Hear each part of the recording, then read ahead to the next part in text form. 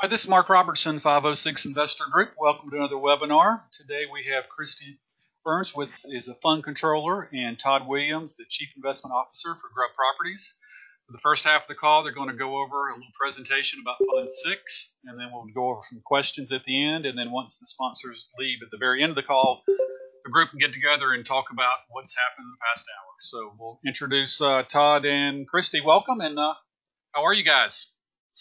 Terrific. Well, Mark, thank you for the introduction. And for those of you that are joining us here on the call, we appreciate your interest in Grubb Properties and in our current offering, the Grubb Southeast Real Estate Fund 6. And with that, I will, given we have a short period of time here, we're going to try to cover the slide presentation in 30 minutes or less so we can leave plenty of time to answer questions, and I believe we've already received a few, if I'm not correct, Mark. Yes, indeed. So with that, I'll start here on page 4, and hopefully everybody can see that on the screen. But a little background on our firm: we are a 55-year-old firm formed in the early 1960s by our current CEO's father.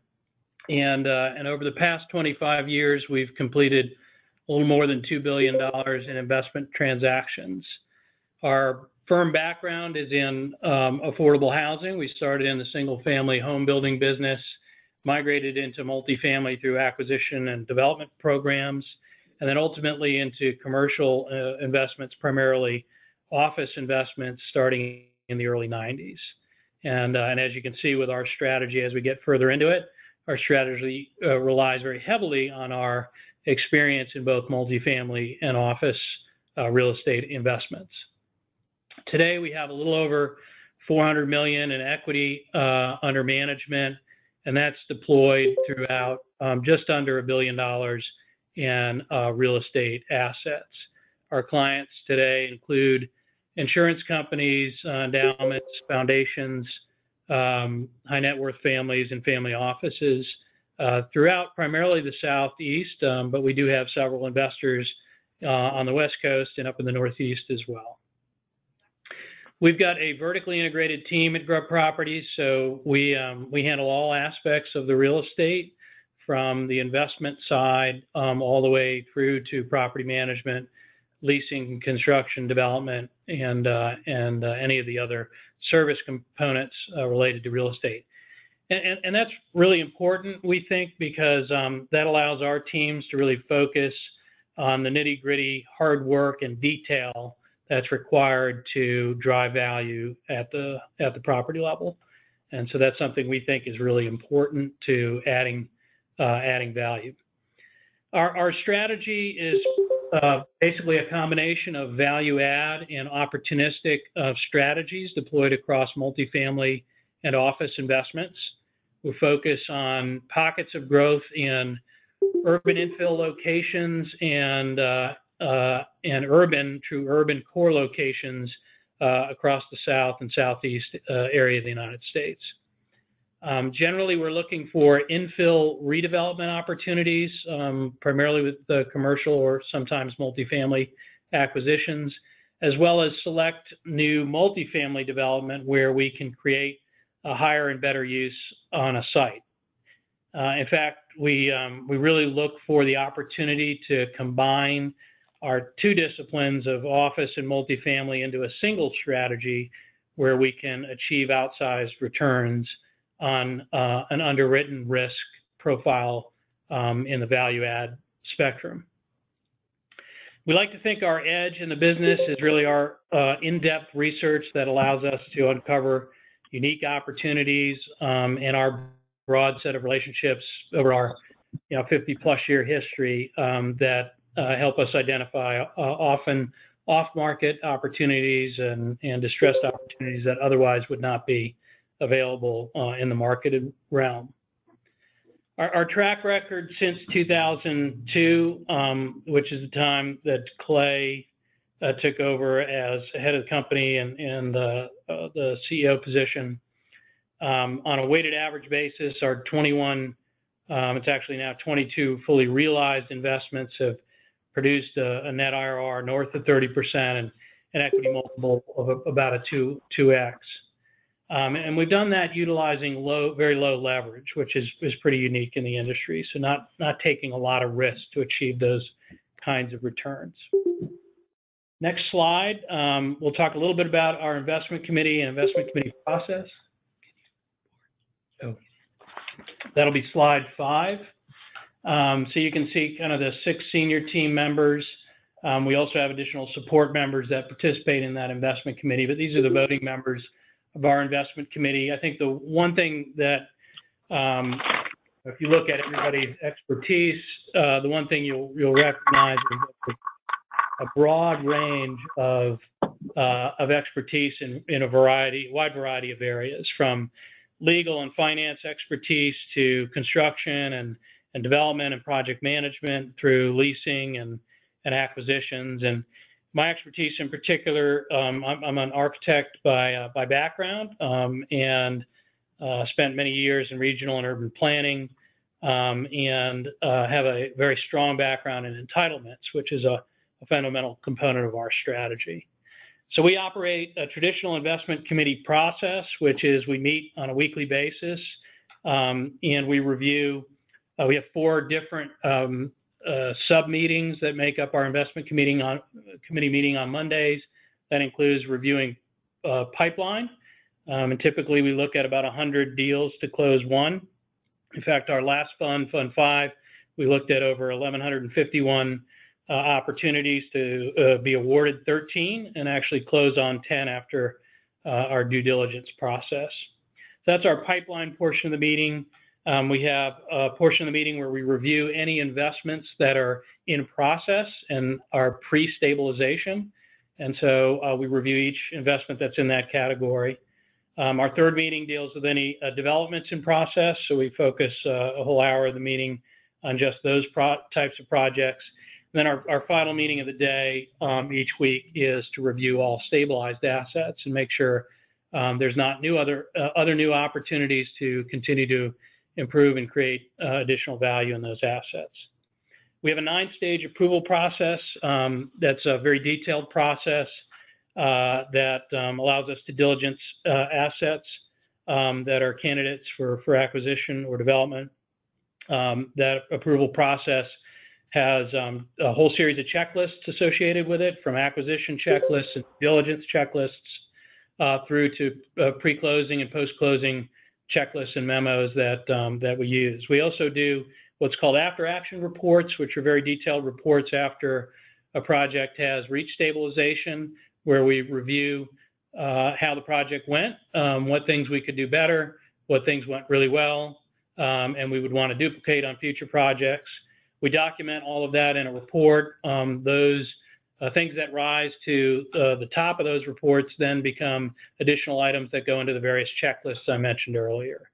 So it's our way of really creating a safety protocol to investment that is pretty unique given our elongated history in the industry. So let's turn to the slide on market opportunity. We'll start digging into our strategy, and then ultimately we'll kick some tires on real estate. So on the slide called Market Opportunity here, I'll talk a little bit about the Southeast, and I'll just pause as we think the Southeast is a very unique area of the country right now. And part of the reason for that is because it went through metropolitanization, and in many ways is still going through metropolitanization in a much later time period than other parts of the country. And why is this unique? Well, during metropolitanization, you get cities that all start growing rapidly and ultimately grow together and begin sharing resources. And that's a very dynamic time in a stage of growth for cities.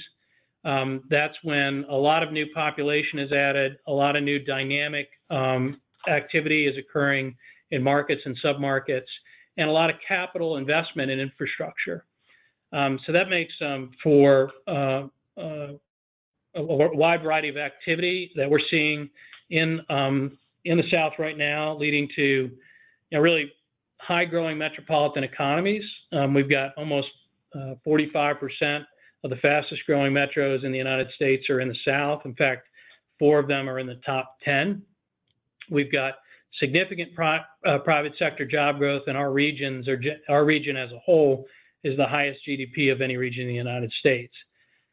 More importantly, though, we think that all of this activity creates a very target-rich environment for our strategy. And what I mean by that is our strategy of acquiring office properties where we can repurpose surface parking for the development of multifamily.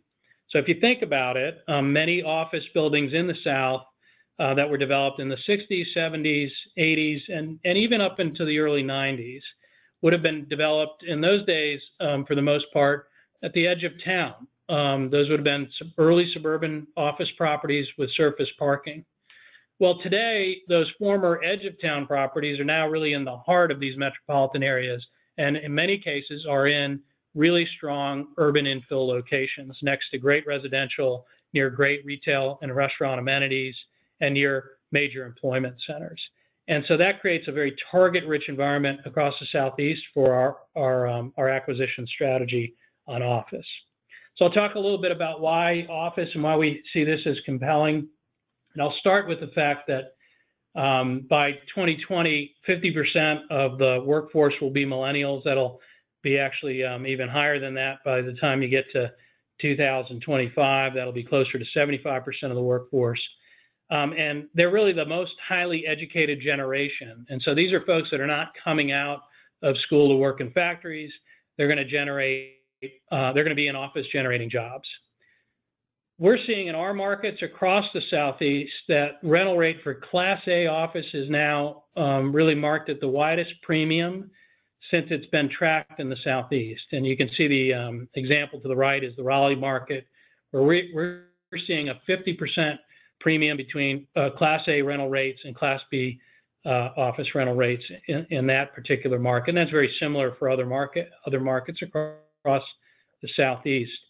And the reason why that's important is that creates plenty of headroom to execute on a value add repositioning of existing Class B office buildings where you can grow occupancy and rent on those buildings and get a really nice return while still being at a significant discount to Class A office rents, creating a real distinct competitive advantage. And so that's a strategy that we really like. On the multifamily side, I think most of you know that the multifamily memo is certainly out. And you can see that in many of the cities I'm sure that you all live in, where you're seeing considerable housing construction, in particular in the high-density multifamily category. However, what is not occurring is a lot of delivery in what we would like to think of as the workforce housing segment of that market. And part of the reason for that is that if you look at the that workforce market, you just take the millennial cohort, 80% of millennials today earn $50,000 or less per year, which would result in an allowable rent of less than $1,400 a month. Today, with rising construction costs, which have really become one of the biggest factors, that's really become the biggest challenge for delivering new supply to that affordable workforce housing segment. We've got a unique way of doing that, which is effectively a whole series of techniques to drive down effective cost basis in order to tap that larger pool of potential residents. And so that's something we'll talk a little bit about as we get further into the strategy here. And our Link Apartments brand is a trademark brand that we're using to really provide that value in new urban housing. So with that, I'll turn to our kind of overall investment philosophy, and I won't spend too much time here, but just to give you an idea of how we think about investing. And we really see our investment philosophy as around kind of 3 fundamental strategies. One is to acquire really strong locations. We found that good locations perform well in good times, and they also perform better than other properties in down times. And so that is a form of risk mitigation by acquiring well-located assets. And we have a whole bunch of measurements and techniques to what we define as good location. from visibility and traffic counts and so forth.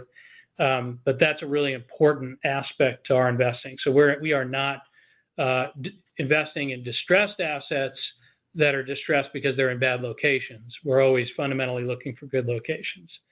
But the second, and probably even maybe more important fact, is that basis matters. Really, cost basis in a property really matters. And so that's often very difficult to get both of those to work: great location and low cost basis. But that's what we're looking for, and that's why it often takes us 100 looks to get one opportunity. And then I'll add a third component, which we think is an ingredient that helps significantly in both of those categories, and that's in design. And so we really pride ourselves in coming up with creative design approaches and configurations that help us drive effective cost basis down, taking advantage of good locations to get higher density on those sites. So really what we're looking for is acquisitions that where we can find unrecognized value. Maybe there's special situations with the current ownership where there's a distress and it's back to a lender, or we've recognized some changing use preference in a market or a submarket, or geographic or demographic changes that are occurring and lead to some opportunities. We're typically looking to repurpose properties with kind of deep renovations on outdated and cash-starved assets. Some assets we've acquired hadn't seen new capital improvement programs for over 20 years. Those are perfect opportunities for us to really drive additional value. We also create value, as I mentioned earlier, through entitling excess land or surface parking lots. And that's a really important point for us, because we can create effectively free land from entitlements using office surface parking lots, or what I might call very low cost value improvement. And then finally, many of the markets we operate in, we're able to secure additional subsidies that also help to drive down our effective cost basis versus our competition, effectively creating an investment moat for us. I think you'll find that prudent risk management is really woven throughout our investment process. To start with, we have a very conservative use of debt. Our current portfolio across some 60 plus properties or so has a leverage ratio of just 56%, and that includes about 35 to 40% of our portfolio that's actually held at cost. So that's a pretty low leverage portfolio, I think you'd find for most investment houses. The other way we're able to really achieve some risk management is by securing land well below our competitors' cost basis. And as I mentioned, we can often do that through our office division. And then I think you'll find in our strategy there's a lot of optionality around the exit opportunities that we have by monetizing different components of the investment. On the next slide, I'll just mention real quickly our investment process. I've touched on components of that, but generally we like to think of it as both a top-down analysis, which is geared around using geographic information systems to analyze key market opportunities and sub-market nuances, as well as a bottoms-up analysis that really relies on our extensive due diligence at the asset level and in the submarkets we currently operate in. We're generally looking to drive value in the portfolio through deep renovations where we can provide strategic capital improvements, improved leasing, property management, and by often securing advantageous financing like our 221(d)(4) program, which I'll talk about a little bit later. On the multifamily development side, we're often able to find value through relationships we have in the market, where we're able to secure off-market assets or distressed opportunities. Actually, in the back of our slide presentation here, there's a case study on a project called Link Apartments Mixon, which was a distressed off-market multifamily asset we acquired and rebranded under our Link brand strategy. Probably won't go through that in great detail, but it does give you a point of reference for opportunities that we're able to secure off market through our relationships with folks across the region. Also, our expertise in entitlements, as I mentioned before, and our approach to really highly efficient design is a methodology for driving down effective cost. And with that, I'll actually turn to the next slide and talk a little bit about our Link Apartments program. As I think you'll find, it's a little bit unique in the market. As I mentioned, we're really focused on the workforce housing resident, and in particular, we've used the 35 and under single female as our target design resident. And a part of the reason for that is currently that resident really faces a 17 to 20% gender pay gap right now, so that makes them even more rent sensitive. And because of that gap, also makes them potentially a stickier tenant for us. And so focusing on them, we found, has opened the door to other resident profiles, including empty nesters and renter by choices that also align very well with some of the thoughtful design that we're able to provide to this resident profile. So I'll give you some examples of some of the design components that we focus on. Most apartment developers you'll find will have anywhere from 18 to well over 20 different unit types on a particular project. Instead, we focus on just 6 ultra highly efficient floor plans where we've really squeezed out all of the inefficient space and focused space in the areas that really matter to our target resident. And so that's things like walk-in closets and large vanities where we have offset sinks and drawer banks and plenty of countertop space, and well-appointed kitchens that have premium finishes, European cabinets, and granite countertops with undermount sinks and very nice appointments in terms of finishes. While all of these things are important to making those units attractive, we found that those are really the things that matter to our target resident, not whether you've got an extra 6 inches or so in the living room. And those things can be really powerful. And in fact, that approach to efficiency then is also complemented by another 58 or so creative methods that we use to drive value. I've already mentioned one of those or several of these, including the complementary sites where we can share land parcels with our office division, securing office properties. But I'll pause a minute and talk a little bit about shared parking. And by way of example, typically a 100,000 square foot office building in our market requires about 350 parking spaces. And similarly, a 250 unit apartment community would typically require about the same. So if you built those otherwise separately, that's 700 parking spaces. But we've found when we combine those two uses on a single site and they share parking efficiently because of their complementary times of use, we can reduce that parking by as much as 200 spaces down to 500 total spaces, which is more than any one use needs, but is less in total. That's in our markets anywhere from a $4 million to $6 million effective cost subsidy, and creates a competitive advantage over our peers who are developing greenfield sites without that shared parking relationship. So that sort of summarizes how that works. We're also sometimes able to get additional parking income. You'll notice a couple of the seed projects in the fund have that component to it. Tax abatements, we have a variety of those in many of the projects we work in, tax credits for sustainable development. And often we can secure long-term financing. In particular, we favor a program called the HUD 221D4 program, which we have been executing on for over 15 years. It's, for example, a 42-year fixed-rate loan program, construction to perm, and is assumable. And so to the extent that you believe interest rates are rising, and we're in a rising interest rate environment right now, that loan can actually accrete value to the real estate because it's assumable to a new buyer.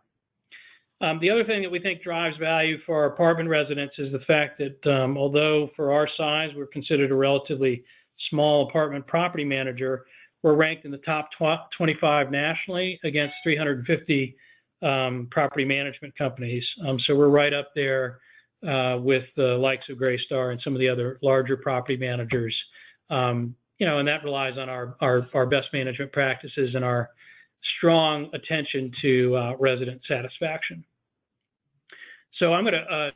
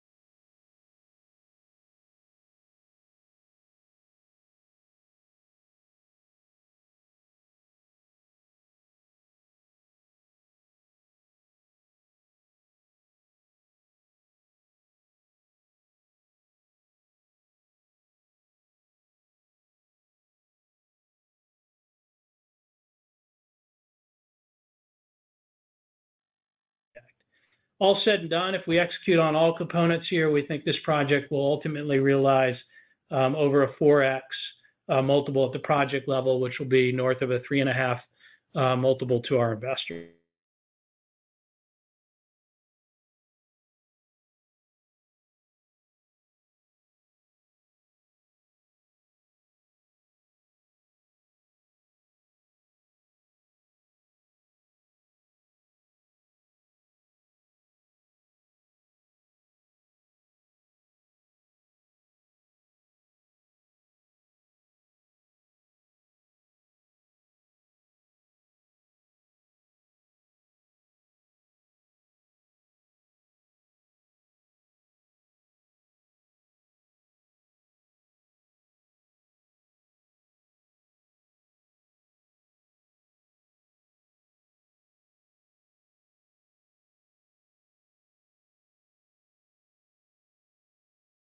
It's going to project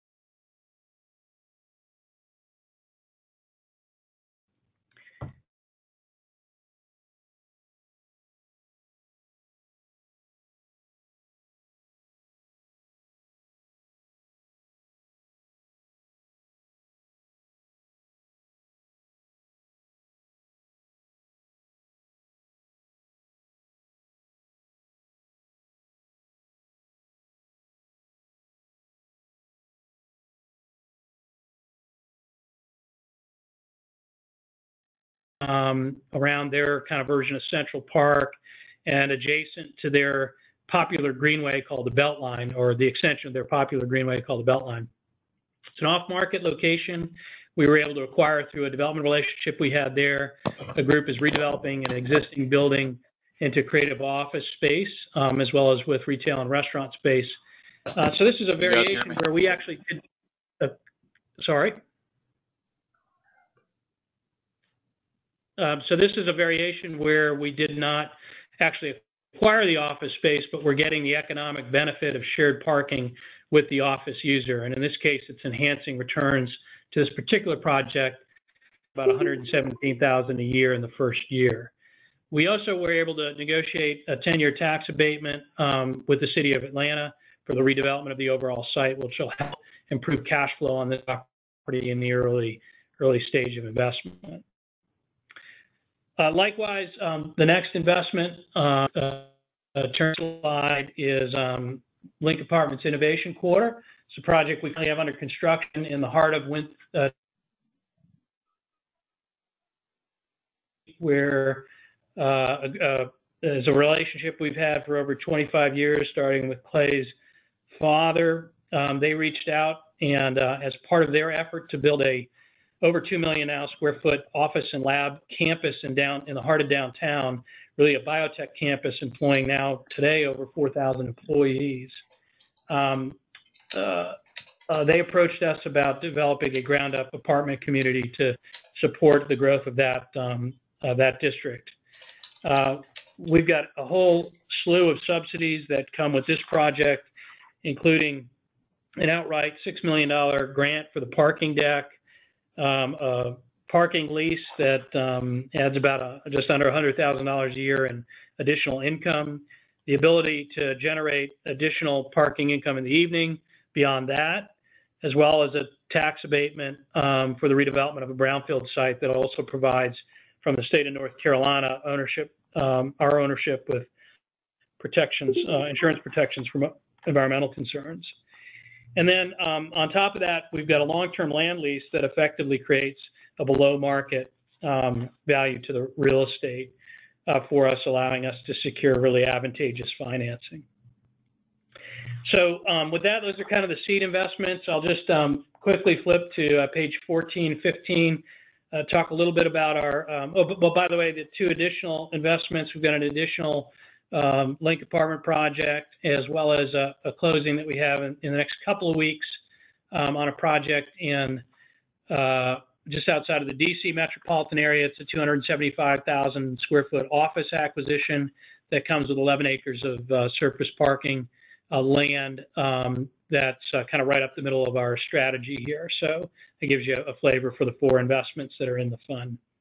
Our fund history, we've kind of separated this into a series of pages. The first page really represents what we'll call our discretionary funds, funds 1 through funds 5. We've included both our fund dollars as well as co-invest dollars that were deployed in various projects in each of these fund vehicles, and our performance across each of those vehicles. Fund 1 is fully realized. Fund 2 is partially realized except for 3 properties that we still own today. Fund 3 is about 50% realized to date. And Fund 5, we just closed our investment period. These are returns based on either full realizations as well as current mark-to-market value of any of the existing real estate held in those funds through the end of December 2017. In addition, on the second page, you'll see some special purpose funds. Fund 4 owns 4 value-add apartments, which it wholly owns. Montford Park is the joint venture, the case study example I just gave earlier. That was a $7 million fund vehicle set up for just that particular project. And then our most recent fund closing, which we just closed last year, called Lennox, which is a legacy asset we own in the Chapel Hill market that will be redeveloped over time. And with that, I can see that we're right at about 34 minutes into our time. So hopefully I'm